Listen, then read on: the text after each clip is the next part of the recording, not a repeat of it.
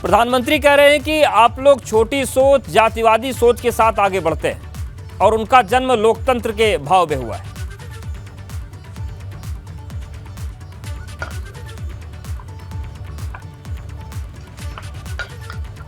अंशु जी, आवाज आ रही है क्या आपको?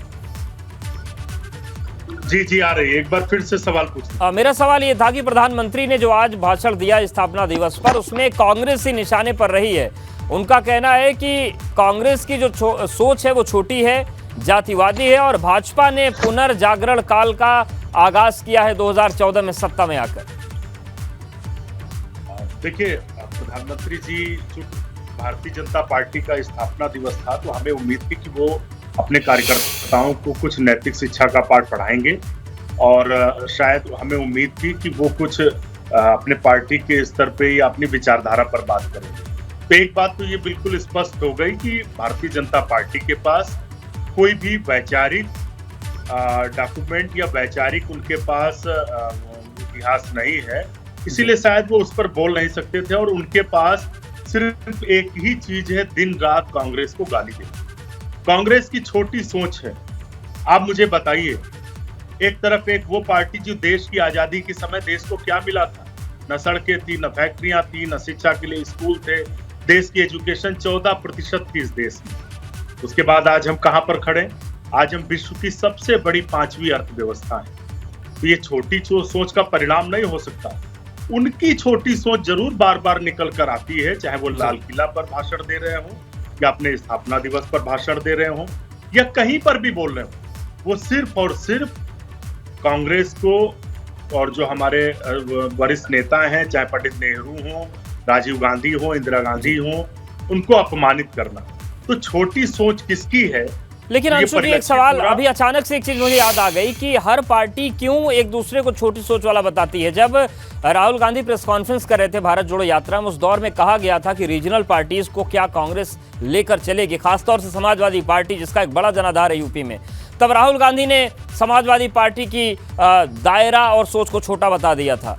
तो छोटा बताने की जंग में तो सब चल रहे हैं। नहीं, देखिए, राहुल गांधी जी ने जो कहा, मैं उस प्रेस कॉन्फ्रेंस में वहां पर उपस्थित था, हरियाणा की बात है।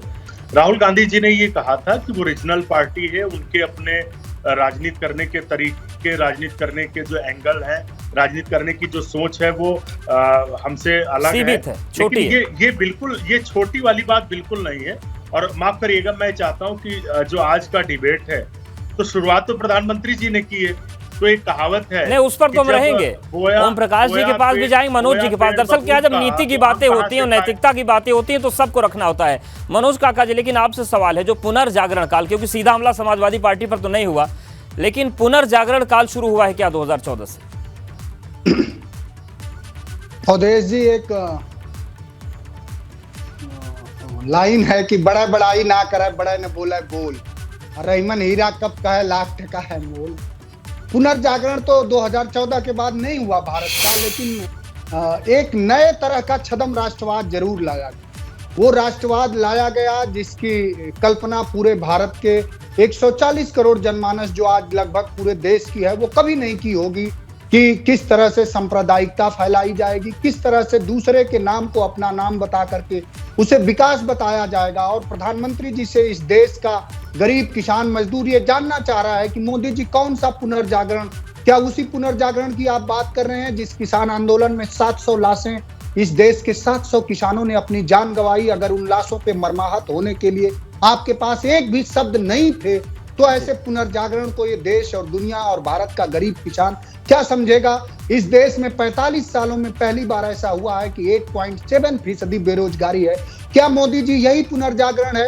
क्या मोदी जी इस देश में एक उद्योगपति को देश के सारे संसाधन, इससे पहले 70 सालों में किसी सरकारी संसाधन का निजीकरण नहीं हुआ, कोई निजीकरण नहीं हुआ, कोई सरकारी संपत्ति किसी प्रधानमंत्री ने नहीं बेची। सबसे ज्यादा देश की सरकारी संपत्तियों को बेचने का अगर किसी को श्रेय है तो नरेंद्र मोदी जी को है, वर्तमान प्रधानमंत्री जी को है। तो ये देश जानना चाह रहा है कि क्या बेचीकरण को ही आप नवजागरण बता रहे हैं, या सांप्रदायिकता को बता रहे हैं, या 400 रुपए के सिलेंडर को 1200 रुपए करके उसको नवजागरण बता रहे हैं, या पूरे देश में जो चाइना आज कर रहा है उस तरह से, क्या उसको पुनर्जागरण बता रहे हैं? ये देश जानना चाह रहा है कि आपने तो अच्छे दिन का जुमला दिया था।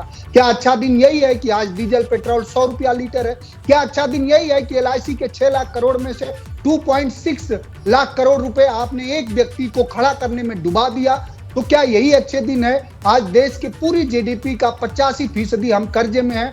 वर्ल्ड बैंक से लेकर इंटरनेशनल मॉनेटरी फंड तक ने ये जता चुका है कि भारत की अर्थव्यवस्था सबसे बदतर हालात में है। तो अगर आप इसी को पुनर्जागरण नरेंद्र मोदी जी मान रहे हैं तो निश्चित रूप से पूरी देश की जनता ये जानती है बिल्कुल, ये जो आंकड़े हैं बल्कि पूरी तरह से आप विनाश की तरफ इस देश को ले जा रहे हैं अपने एक उद्योगपति साथी को खुश करने के लिए, और आप उसकी गुलामी कर रहे हैं। आप लोकतांत्रिक मूल्यों की कोई परवाह नहीं कर रहे हैं।